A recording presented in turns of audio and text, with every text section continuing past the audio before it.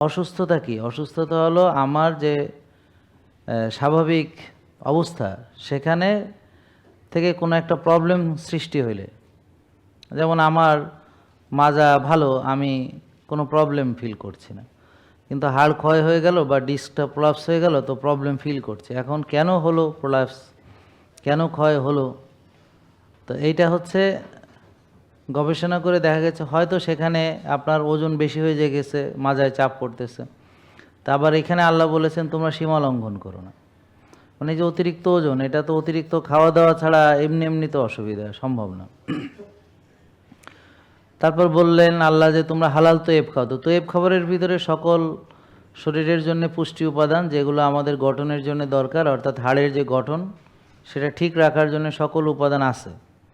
তা আমরা যদি খবিশ খাবার খাই তাহলে অবশ্যই বয়সের সঙ্গে সঙ্গে হাড় ক্ষয় হতে থাকবে। তো এদিকে ওজন বাড়লো, ওদিকে হাড় ক্ষয় হলো। আবার আমরা ভিটামিন ডি রোদ থেকে পাবো, রোদে গেলাম না, ভিটামিন ডি পেলাম না।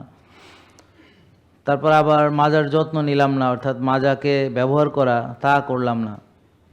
তো এর ফলে আমার ডিস্ক প্রলাপস হলো, অর্থাৎ আমি ক্ষতিগ্রস্ত হলাম, আমার রোগ হলো।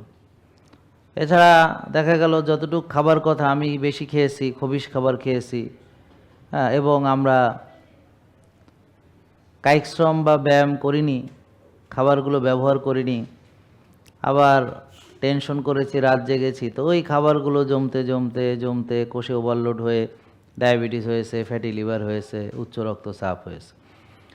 তাহলে আমি রুগী হয়েছি। অর্থাৎ মানুষ রুগী হয় কিভাবে? আর এক ধরনের রোগ আছে, সেটা হলো আপনার টাইফয়েড, ম্যালেরিয়া হয়েছে, সেখানে নির্দিষ্ট জীবাণু পাওয়া যায় এবং এই জীবাণুদের বিরুদ্ধে নির্দিষ্ট অ্যান্টিবায়োটিক্সও পাওয়া যায়। তো এগুলোর চিকিৎসা আছে এখন, ওগুলো নিয়ে আপনারা নিশ্চয়ই আজকে আমাদের এখানে আসেন। আমরা যে সেই রোগগুলো নিয়ে কথা বলছি যেগুলো আমাদের জীবন আচরণের সঙ্গে সম্পর্কিত। এটাকে বলা হয় লাইফস্টাইল ডিজিজ, কেউ কেউ বলে ডিসিপ্লিন ডিজিজ, আর সরকারিভাবে বা আমাদের মেডিকেল টার্মের ভিতরে বলা হয় নন কমিউনিকেবল ডিজিজ।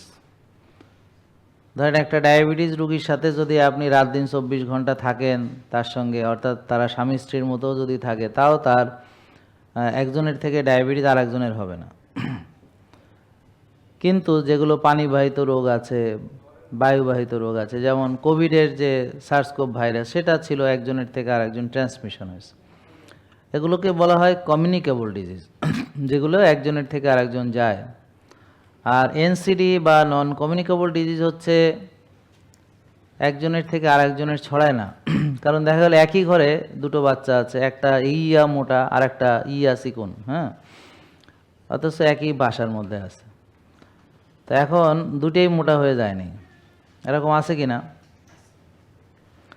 তো এটা তার খাওয়া দাওয়ার প্যাটার্ন, চলাফেরা, অনেক কিছুর উপর নির্ভর করে।